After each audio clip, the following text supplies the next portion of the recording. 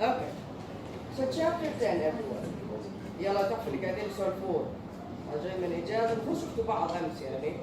جيت من الإجازة والسواليف كثير بس أنا صوتي إنه موضوع التنزيل صعب شوي. هل تفعلوا Okay. So chapter 10, thinking in objects. Alright.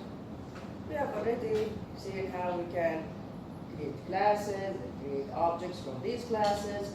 Now, chapter 10 and chapter 11 is going to talk about the relationships between the classes. Mainly chapter 11. Chapter 11 is the most important chapter.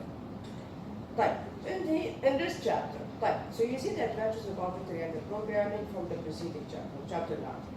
This chapter will demonstrate how to solve problems using the object-oriented paradigm. And we will see a problem that we used to just solve using like, take input from the user, do some calculations, and that's it. We can actually use object-oriented design to solve the problem in a better way. Like, before that, let's talk about class abstraction and encapsulation. Like, what is class abstraction? Class abstraction means to separate class implementation from the use of the class. And this is very apparent when we use any class from the Java library. If you use any class from the Java library, do you need to know the exact implementation of that class? Do you need to go and open the class and look at the constructors? Do you need? No, you don't need to do that. You can just create objects from those classes without having the need to know exactly how that class was written. And this is what we mean by class abstraction. We have been doing this so far.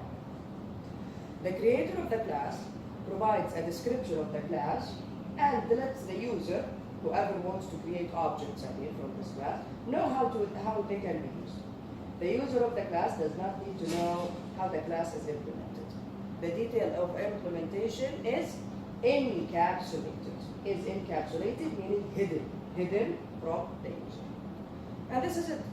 Class implementation is like a black box. خلاص, we just know, give me what do I need to know to create the object. I need the constructor, I need the methods, that's it, done. I don't need to know how the constructor is written or how the methods are implemented. I don't need to know any of that. But let's look at this example. Now, there is nothing new here, nothing at all. We have the loan class. What does the word loan mean? What's loan? Loan, qard, very good, loan, qard. Okay. So we have the loan class, and then we have a very simple class that is testing the loan class, meaning creating an object from this class. This is what we mean by class abstraction, separating the implementation from actually using the class. And this is what we have been doing so far. And again, this is nothing new. Right. Before we look at the class, let's very quickly look at the description in the UML diagram.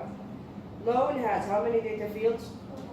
4. All of them are, what is this minus sign? Private, very good, very good. So I have annual letter state double, number of years int, loan amount double, and loan date is the date object from the Java library. This is the annual letter state of the loan. Default is 2.5 days, so it doesn't specify it. Number of years, default is 1. Loan amount, default is 1,000. The date this loan was created. Then I have, what do we call this? Public.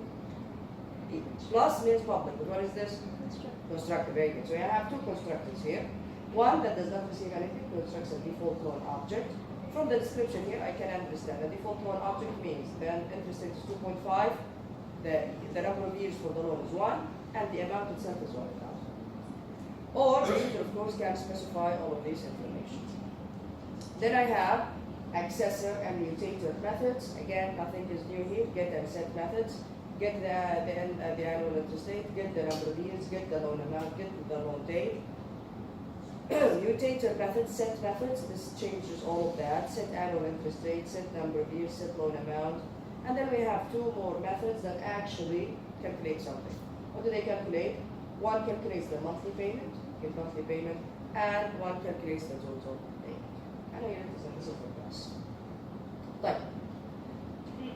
Let's look at the implementation of the class, and also let's look at how we just created objects. Nothing really is fancy here. So this is loan, and here we go again. The data fields, one of them is a date. See, is a date. data field. This is the no argument constructor.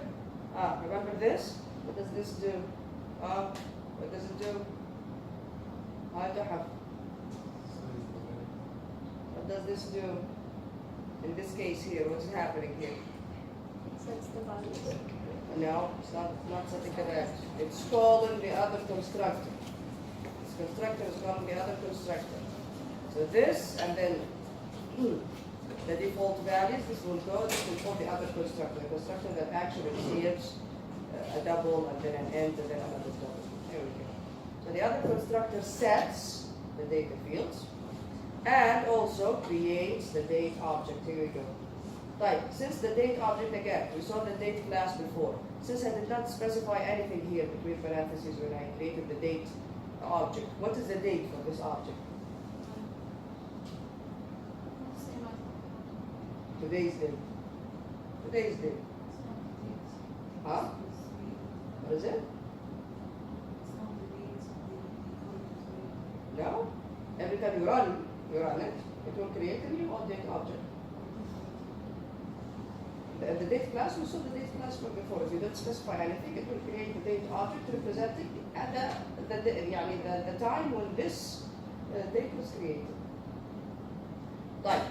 Then I have the get methods, get and set for annual, get and set for number of years, get and set for the loan amount, and finally I have the get monthly payment. You've seen this formula before, how we can calculate the monthly payment. And the total payment, again, you've seen this before. Right. So this is the class. Again, nothing is new here. I'm just going through the class so that we can, uncover the amount of, or let's just say, clean up the dust, that has accumulated over the past 3 weeks. Okay? Right. Yeah, let's create objects from this class. Yeah, here we go. So this is test code class. How is this? The scanner. Very good. What do we do with the scanner? Huh? What is it? What do I do with the scanner object? Ask the user. Correct. Very good. So reading input from the user. Here we go. So create my scanner object. I ask the user, I want the annual interest rate. Now, read it, put it in annual interest rate. Right. I also want the number of years. Read it and put it here. I also want the loan amount. And finally, I'll create the loan object. So loan, new loan, using the values from the user. What did I just do? I just print, again, this is a very simple example. I just printed, so the loan was created on loan dot get loan date. This will go to get loan date. Where is get loan date? That is it, here you go. Get loan date, that's at the beginning. Get annual number of years, here we go. Loan amount, set, get monthly payment. Yeah, here it goes. Get loan date. Get loan date returns loan date, which is of the type what? Date. The date. Dot toString. Remember this? Remember the toString method? We talked about this before. The date class, and as well as many classes in the Java library, has a toString method. What does this do? Returns a string representation of the date in this case. So this returns a string representing the date. Type. Type was created on this. The monthly payment is, here we go, get monthly payment, and finally the total payment is get total payment. Questions? Questions, everyone? Right. Now, since we have refreshed our minds using this example, let's learn something new. So chapters 1 to 8 introduced fundamental programming before object-oriented programming. These chapters introduce fundamental programming techniques for problem solving using loops, methods, arrays. We will still use these techniques in addition to object-oriented programming. So in combination, both together. The studies of these techniques lay a solid foundation for object-oriented programming. Classes provide more flexibility and modularity for building reusable software. Yes. If you only use loops and methods and arrays, everything that we have learned before object-oriented programming, it is difficult to reuse the code. Because again, the scenarios are different, the projects are different. However, when you create classes, yes, you can use the classes in multiple projects. You can use classes in multiple ways. طيب, so this section improves the solution for a problem introduced in chapter 3 using object-oriented approach. What is this problem? Remember calculating the BMI? Remember? Very simple problem. Very simple. I asked the user height, what was it? Height and weight, right?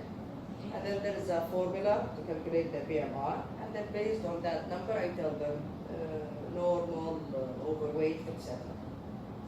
Now, how can I improve this? From the improvements, you will gain the insight of the differences between the procedural programming, this is before object-oriented, and object-oriented programming, and see the benefits of developing reusable code using objects and classes. Instead of every time the user asks for the BMI for a certain person, instead of asking them for the values, you can create a class named BMI, and then create an object of the BMI class for each person. For each person you want to know the BMI of. And this is a very simple example. Look at this. BMI has 4 private, again, this is simple. You can make it even more sophisticated.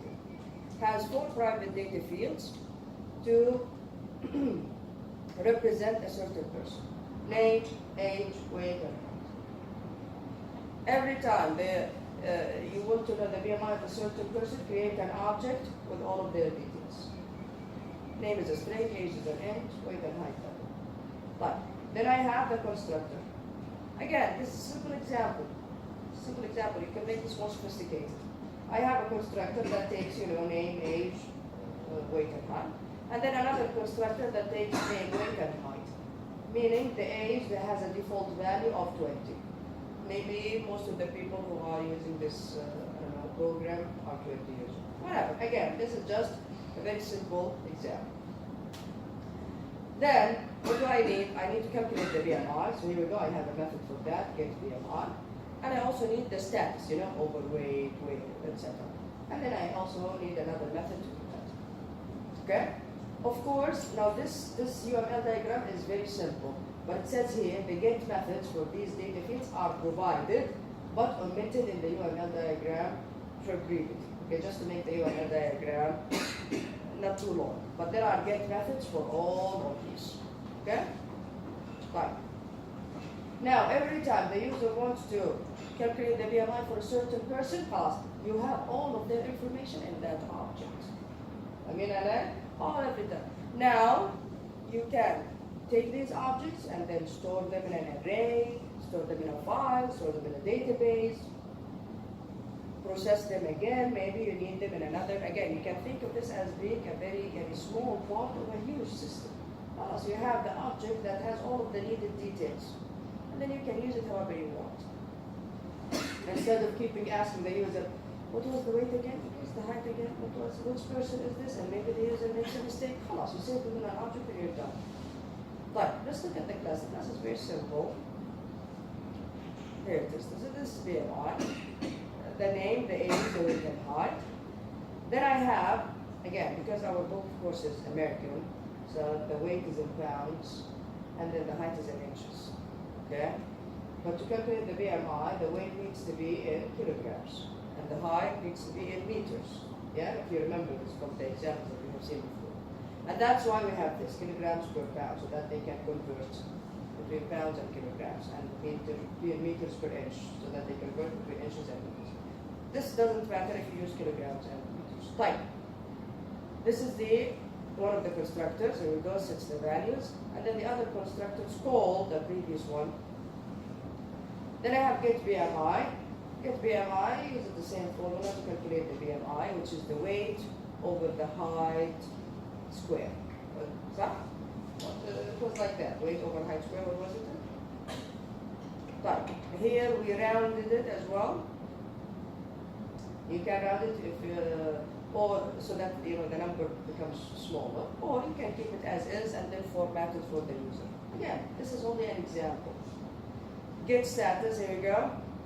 To know the status, I need the BMI, so that's why double BMI, get BMI, so that the BMI is calculated, and based on this number, I can say whether it's underweight, whether the status is underweight, normal, overweight, or obese. Finally, we have the get methods for the rest of the database, name, age, and weight and Questions here? Questions? But now, let's look at how we can, again, this is a simple example. There you go, very simple, very simple. You didn't even ask the user for anything. You can always ask the user for all of these details, or you can read them from a database, or whatever. I just created an object, BMI1, new BMI, these are the names. So John Doe, this is age 18. What is this? I think, oh yeah. This is the height no, the weight in pounds, 145, and then the height in inches, 7 inches. The BMI for BMI1.getName, John Doe, is calculate the BMI and then get the status. BMI2, we're going new BMI. The name here is Peter Cake. I did not specify the age. By default, the age is what? 20, very well. 215 is the weight in pounds, and 70 is the height in inches. That's the same thing. Questions here? Yeah, a simple example, very simple example. Got it. Question about the BMI class. Again, did we learn anything new? Not really. But yeah, here we go. This is where we start to learn something new. Class relationships. We have association, aggregation, composition, and then inheritance. Inheritance is the most important relationship between classes. We will learn about it. Why does it say 13 here? It's in chapter 11. Doesn't matter. This is a typo. It's in chapter 11. So the inheritance is the most important relationship between classes in object-oriented programming. We'll learn about it inshallah in chapter 11. Now let's start with association. What is association? A general binary relationship that describes an activity between two classes. Meaning something like this. A student takes a course, correct? This is the relationship between student and course. Now, you will learn more about this diagram here, inshallah, in database. You will actually draw these diagrams and then create relationships between the different classes, different tables, etc. Now, student takes course. Star means many. So student takes many courses. Course is taken by 5 to 60. 5 is the minimum, 60 is the maximum. In our university, if I say if for one section, well, it is high this semester. Like I have over 50 in one section. That's what happens. Yeah, so the maximum is maybe 51 or 50, something like that. Minimum 10 maybe. Okay? Like, what else?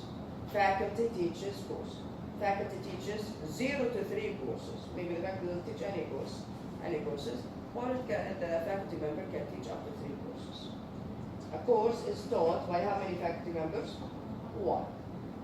Not necessarily. In our university, a course can be taught by more than 1 faculty member. Alright, so this is what we mean by association. There is a relationship between classes. Now, how can we do this? How can we implement this? We can implement this in different ways. For example, inside the student class, we can have an array of courses. Right? Student takes many courses. So inside the student class, we can have an array of courses. At the same time, inside the course class, we can have an array of students. This course is taken by which students? You can do them both, or you can do one of them. How to implement this can be done in different ways, depending on the problem that you solve. The same goes for faculty and course. So this is association. You can use arrays, or you can use something more flexible like array lists. Inshallah, we will learn about array lists later on. But what about aggregation and composition? Composition is a special type of aggregation, meaning it's the same thing. It's the same thing. Composition is actually a special case of the aggregation relation. Now, what is aggregation? Aggregation models has a relationship, ownership, and represents an ownership relationship between two objects. The owner object is called an aggregating object, and the class is an aggregating class. The subject is called an aggregated object, and its class an aggregated class. Like what? Student and name. Student has a name. Huh? There's an ownership here. Student owns the name. Student has an address. Again, there's an ownership here. There's an ownership relationship. So the relationship here is called aggregation. طيب, what is the difference between aggregation and composition? So when you draw the relationship between the classes, you use a diamond shape. If it's aggregation, the diamond shape is not filled in, it's empty. If it's composition, the diamond shape is filled in, is shaded. Type the difference. The difference is that in composition, the existence of the other object is dependent on the existence of the first one. Yeah. Can I have a name without a student? No. Here we go. So a student has a name, the relationship here is composition, because the name cannot exist without a student. طيب, what about the address? Can I have an address without a student? Yes, no problem. I can have an address and without a student. So the relationship here is aggregation. So what is the difference again? Composition, the existence of the object is dependent on the existence of the first one. I cannot have a name without a student. Student has a name. Aggregation, no. Either the two objects can exist on their own, no problem. Now, in most books, they don't really differentiate between aggregation and composition. And because composition is just a special case of it. They just call it composition and that's it. But they don't really differentiate between them. طيب, how can we do this in code? Very simple.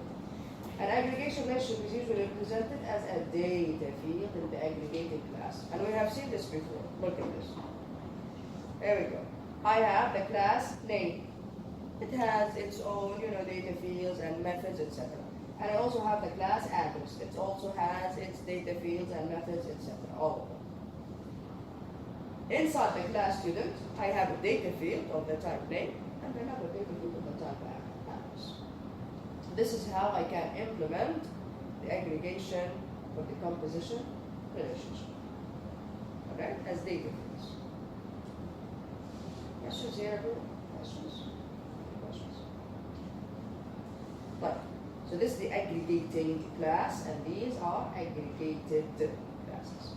So again, since aggregation and composition relationships are represented using classes in similar ways, many texts do not differentiate them. They call them both composition. Can you have aggregation between the same class? Yes, you can. Aggregation may exist between objects of the same class. For example, a person. So if I have a class named person, a person may have a supervisor. Supervisor is also a person. So supervisor is also a person. Something like this. See? Person. See? It's the same class. Inside the person class, I have a data field of the type person.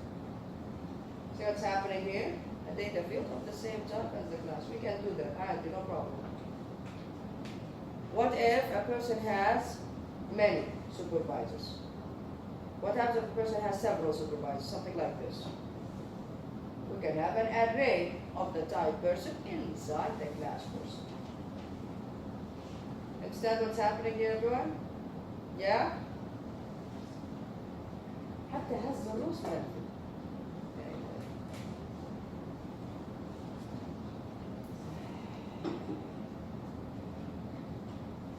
طيب, let's look at the course class. The course class, again, another simple example. Course has how many data fields? 3. Course name. What is this? Array of what? Strings. Very good. Array of strings. Name students. And then an n number of students. Right. Now, this will be a much better example if instead of an array of strings for students, we actually have an array of students. And we have a class student, and then we create an array of objects, of student objects inside the course class. Much, much better example. But here it's simpler. Like, I have one constructor here. It only takes the name of the course. Then I have get course name. What else do I have? I have add student, drop student, get students, this returns the array of students, and get number of students, this returns the number of students. Okay? Alright. Let's look at,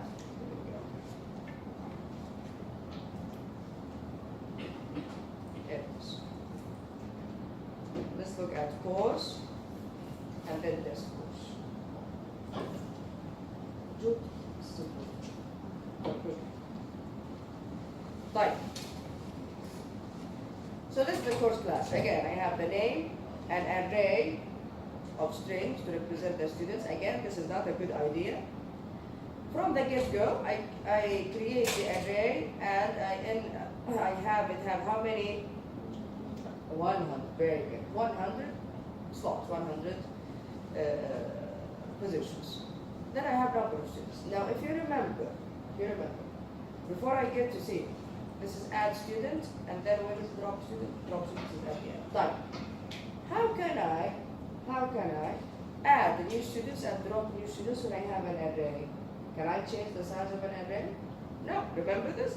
I cannot in Java. I cannot change the size of an array. Once it's created, it's fixed. That's why I have number of students. What's happening here exactly? I create an array with the maximum number of students. So a course can be taught to at most 100 students. Then keep track of how many actual students this course has using number of students, not the length of the array. The length of the array is fixed. I cannot keep changing it. I cannot make the array smaller or bigger. Right. So for the method add student, what do? What is number of students at the very beginning? 0. Very good. Remember, when data fields of primitive type, of numeric primitive type, has the value of 0. Alright, so from the get-go, students add. Number of students is 0 to begin with. Add 0 is student. There we go. I'm adding students. Then, number of students plus. Now, number of students is 1. Next time, students add 1 student.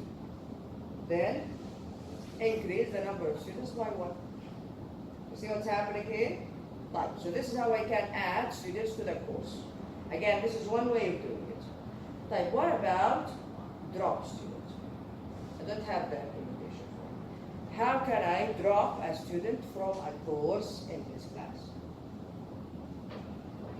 How can I drop a student from a course in this class?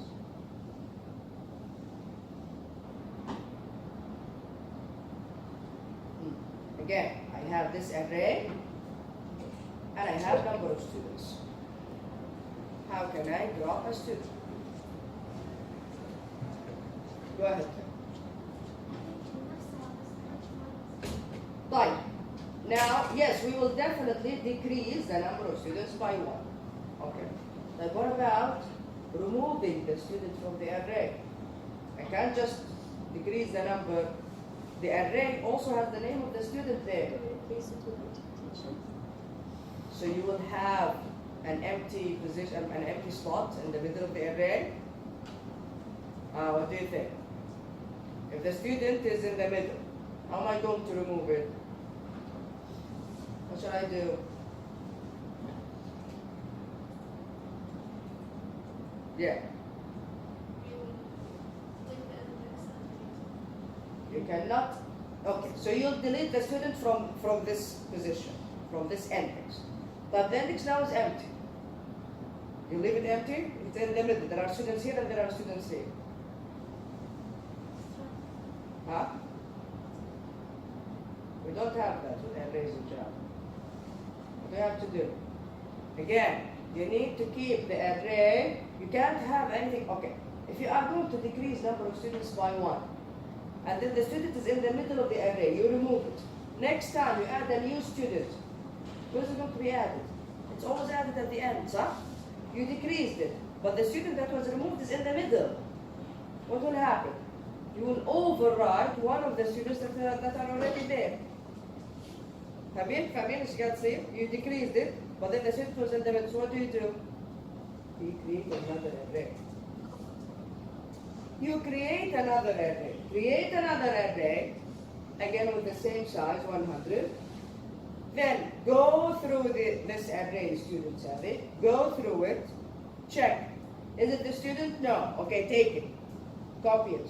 Is it this one? No. Copy it. If it's this one? No. Copy it. Is it this one? Yes. Skip it. Do not take it. Do not copy it. And then continue. Take the rest. Now, the new array is the array that represents all of the students. Okay? And of course, decrease number of students by 1. This is how you can do it. Later on, inshallah, we will learn about array list. Array, and we're using array list, you can increase and decrease the size. Yeah. Drop student, you receive the name. Here it is. Drop student has the name. Receives the name of the student. Together?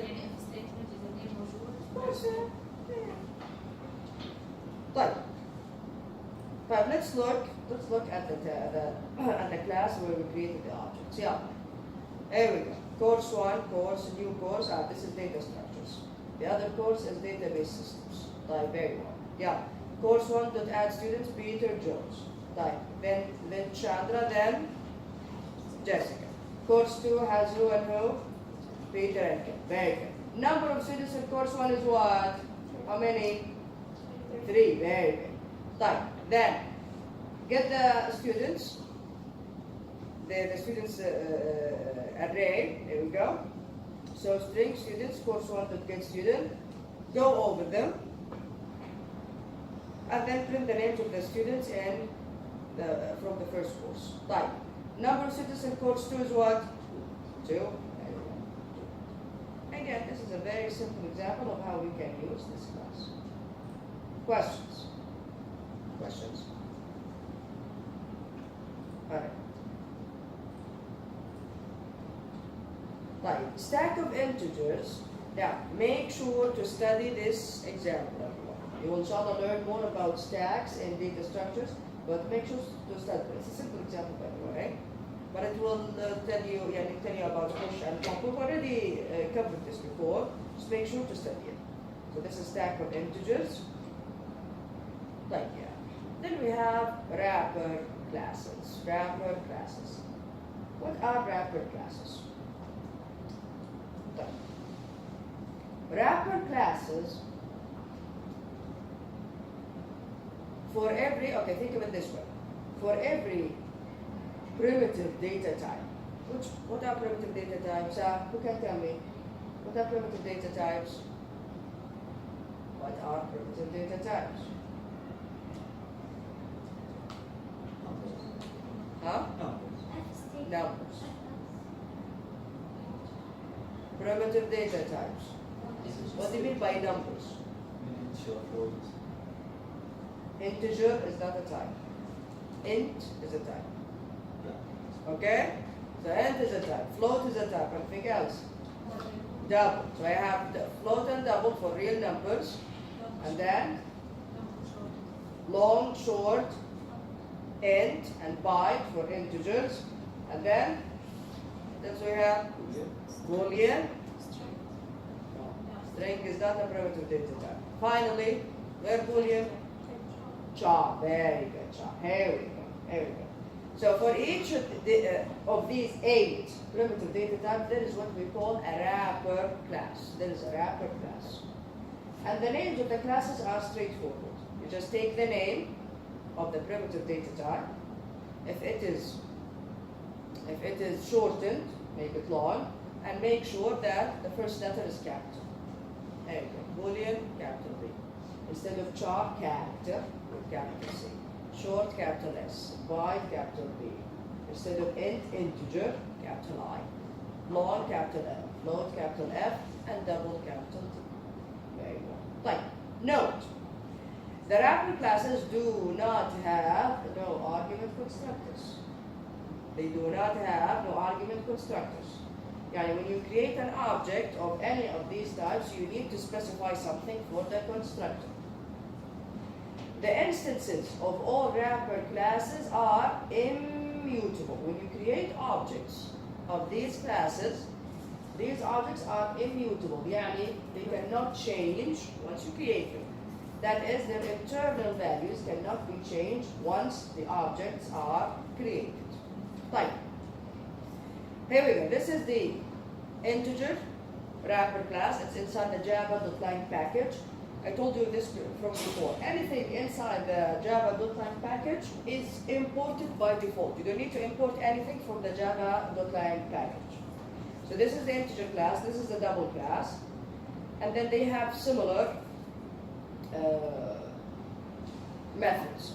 Type. Okay, so we have value here of the type int, value here of the type double. Then it has max value and min value. What is the maximum value that this object can hold? What is the minimum value? The same goes for double. Then here we go. These are the constructors. The constructor can take either an int value or a string, and the same goes for double. Double can take either a double value or a string. Then I have byte value, short value, int value. These will return the byte value of this object, the short value of this, the int value of this object, float, double. And for example, if I say something like integer, number, assignment operator, new integer, between parentheses I say 4. There we go. I created an integer object. What is the value for this integer object? 4. The int value 4. Type. Then I say number dot double value. What will happen? This will return the double value of this object, which is 4.0. There you go. There we go. And the same goes for double. Type.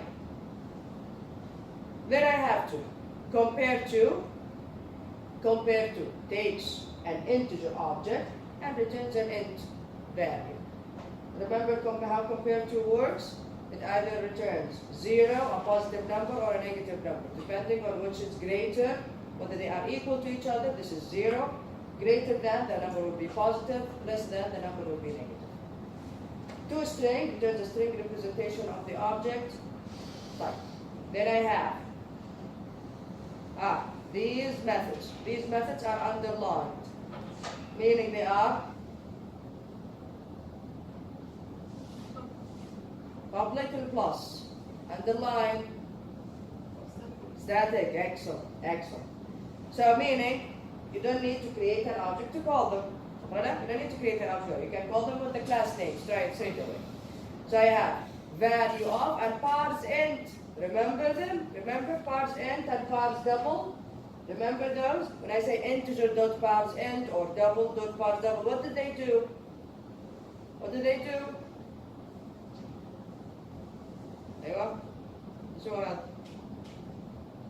What do they do?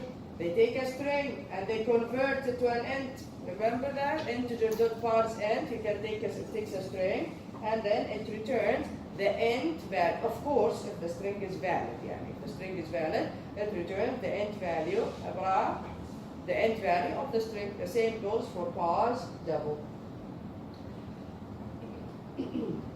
Type.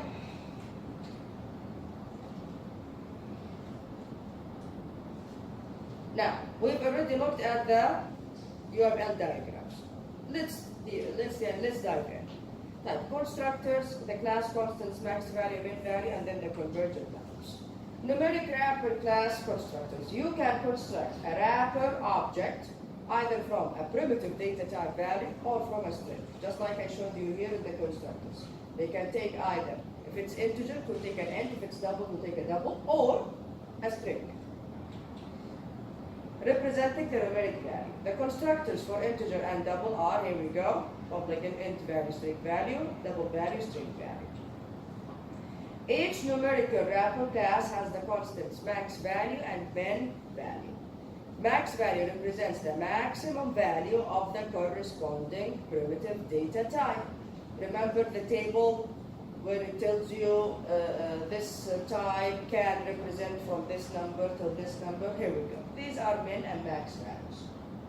For byte, short, integer, and long, min value represents the minimum byte, short, int, and long values. For float and double, min value represent the minimum positive float and double values. The following statements display the maximum integer. Here we go. See, this is the maximum integer, the minimum positive float, and the maximum double floating point number. Here it is. Type. Each numeric wrapper class implements the abstract methods. Abstract. We'll talk about abstract inshallah in chapter 13. Double value, float value, int value, long value, and short value. What do? They are defined in the number class. We'll talk about that later on inshallah. These methods convert objects into primitive type values. Look at this. Again, from here. Here it is. Byte value, short value, int value. What do? They return the byte value of this object, the short value of this object, the int value of this object. Like, what about value of? Again, static method. Here it is. This is value of. It's here and here. It's in every class. Here we go. Value of. What does it do? If you see here, it takes a string. See? It takes a string. It turns an integer. Here, it takes a string. It turns a double. Value of. The numeric wrapper classes have a useful class method, value of. It takes a string. This method creates a new object initialized to the value represented by the specified string. Something like this. You can create, say, double object of the type double, then you say double dot value of, because it's a static method, dot value of the string 12.4. What will happen? This method will return an object of the type double. When I say double with a capital D, it's very different from double with a small d. Okay, everyone? I'm talking about objects here. So it returns an object of the type double that has which value? 1.4. Here, integer object of the type integer is integer dot value of the string 12. This will return an object of the type integer that has which value? 12. Very good. Parsing. We talked about the parsing methods before. Methods for parsing strings into numbers. You have used the parse int method in the integer class to parse a numeric string into an int value, and the parse double method in the double class to parse a numeric string into a double value. Each numeric wrapper class has two overloaded parsing methods to parse a numeric string into an appropriate numeric value. طيب. Automatic conversion now between primitive types and wrapper class type. No one asked, by the way, so far, why do we even have these classes? طيب عندنا int to double صح؟ كلهم موجودين int to double byte to short, all of them, long, boolean, كلهم موجودين. طيب why do we have these classes in the Java library? Later on we'll answer this question. Now, Java actually allows something what we call boxing and unboxing. What is boxing and unboxing? Automatic conversion between primitive types and the wrapper class types. Java automatically converts between integer, the object, and int, the primitive data type. Or double the object and double the primitive data. Java does it for you. Don't even need to do that. And something like this. Look at this. This was from the JDK a long time ago. So this JDK allows primitive type and wrapper classes to be converted automatically. For example, look at this. Int array of the type integer the object, yeah? Here we go. I have a new integer with the value 2, new integer with the value 4, and new integer with the value 3. I can write this way. Int array of the type of the object integer, and I say 243. على طول. 243 are what? Which type? Int. And what does Java do? Automatically converts them into integer for you. Okay?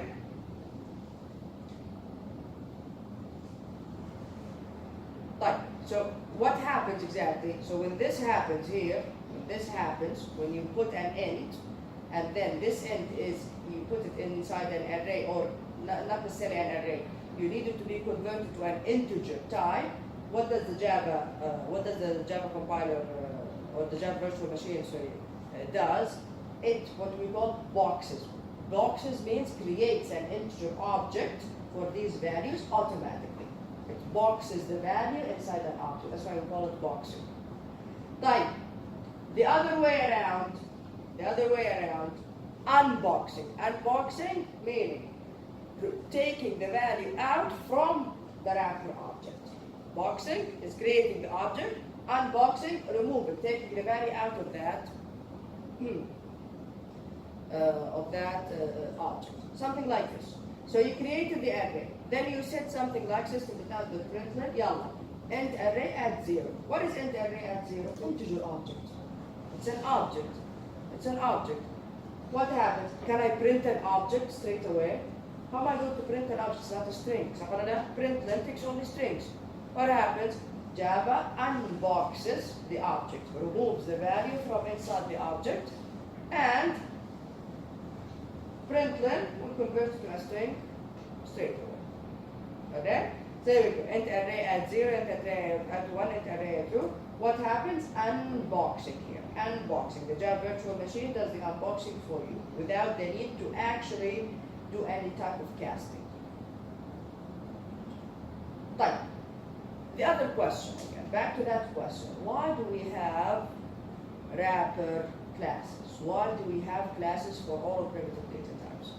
Because, and this is the most important reason, a lot of methods in the Java library deal with objects only. That's it. A lot of them. But since these methods deal with objects, they do not accept primitive data types. That's why we have these classes. So if you have an int value and then you need to use a method from the Java library, but this method only accepts objects, it doesn't deal with primitive data types, okay? I think we have an integer or double or whatever it is that you need. Create an object for that value. That way you can use that method. And inshallah we will learn more about that in the next chapters.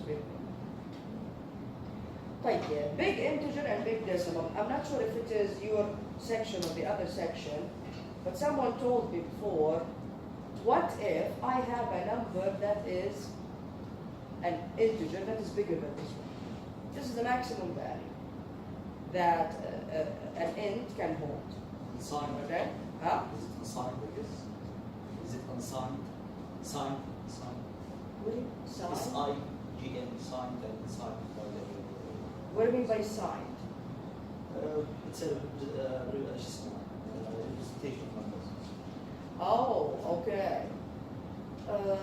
هي بالطريقة اللي هذا هذه 2 1 4 7 ممكن 9 2 Okay. ما هو تعتبر signed. Okay. Yeah. It's not about that. It's not about that. It's actually about how big the number can, how much memory this number requires. Okay? Type. So this is the maximum integer. Okay? This is it integer? Yeah. Well, basically this is long. This is of the type long, if I'm not mistaken. I need to go back and look at the table again. So if I look at the largest type of primitive data types when it comes to integers, it's long. Long has a maximum value. Like what if I have an even bigger number than that? Or it also has a minimum value. Like what if I have even a smaller number than that? And the same goes for float and double. We have these classes in the Java library. Big integer and big decimal. So if you need to compute with very large integers or high precision floating point values, you can use the big integer and big decimal classes. And where is it? It's in the java.math package. Of course, you need to import it. Both are immutable. Once you create the object, you cannot change its value. Both extend. Okay, I'm not sure why they talk about inheritance in this chapter. We don't even cover it yet. Both extend the number class. We'll learn what this means inshallah in the next chapter, and they implement the comparable interface. And then again in chapter 13. Type. Now this is a simple example. Big integer. If you have this number, see how long this number is? Yeah? You cannot put it in an int or a long or whatever. What do? Import java.math.big integer. Yeah, create an object. A of the type big integer, new big integer. You cannot write the number as is. No, remember, when you write the number, when you write any integer, the value inside your code, how does the compiler deal with it? By default as an int. Very good. Big integer, the constructor only takes strings. So you put it as a string like that. Okay? B of the type big integer, new big integer. It can be, of course, a very long number or a small number. It will work either. Then I have big integer C. Now, since these classes deal with very big numbers, we cannot, of course, and since they are objects, we cannot, of course, use regular mathematical operators with them. We cannot use plus and asterisk and minus, etc. with them. That's why they have their own methods to do mathematical operations. Something like this. A dot multiply B. A dot multiply B. You have 2 minutes. What will happen? A dot multiply B will take the value of A, multiply it by the value of B, and returns it as a big integer object. Now it is assigned to C, which is this value. Okay? Type. The same goes with big decimal. Big decimal, with big decimal, you can represent what? Real numbers. Real numbers. There you go. New big decimal 1.0, B, new big decimal 3, A dot divide. There we go. Again, another method, but this one is for division. What will A dot divide? B 20 big decimal to round up. Okay. What happens after you divide it here? You can round it up. Or you can skip this, don't worry about it. Right, so this will divide B by 20. And then returns it to C. So these are big integer and big decimal. What else? How is this? String.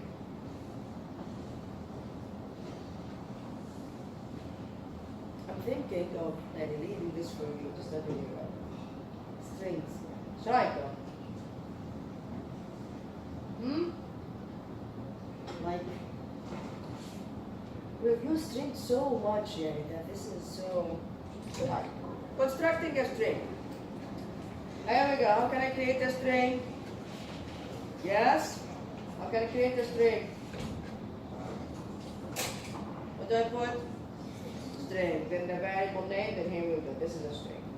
Or you can say something like this. String, message, new string. Again, string is a class in the Java library. New string, and then between parentheses you put the string name. Or you can do something like this. What is the value in this case? No, not an empty string. Yes. Type. Now we'll do all of these. Taking string length, concatenation, substrings, comparisons, conversion, finding a character, conversion, convert, type. Let's see. So this is constructing a string. Since strings are used frequently, Java provides a shorthand initializer for creating a string. Everyone uses this method instead of actually using the new operator. But again, why do we emphasize this with strings? To tell you that a string is just a class, just like any other class in the Java library. Okay? So you use this method or this method, it's the same thing. Strings are immutable. Immutable, meaning once you create a string, can you actually change the value here? Can you change the contents of the string? You cannot. So a string object is immutable, its contents cannot be changed. Does the following code change? Here we go.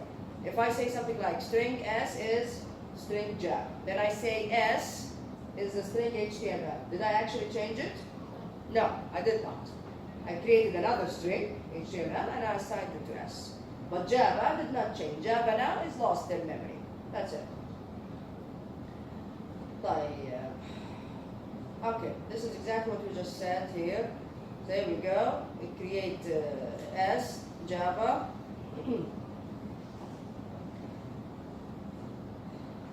So after executing it, here we go. S is referencing the string Java in memory. And then when we said S is HTML, now it does not, Java is lost from memory forever. It is garbage now. It is going to be collected by the Java virtual machine. Now S is assigned to HTML. Right. Intern strings. Did I have this example? No, it's the other section actually. Alright. What does this mean? What are intern strings? Farah, just speak 1 minute. Just finish this section, then we can read. Intern strings. Since strings are immutable and are frequently used, what does the Java virtual machine do? To improve efficiency. Efficiency, when we talk about efficiency, we mean time, and we also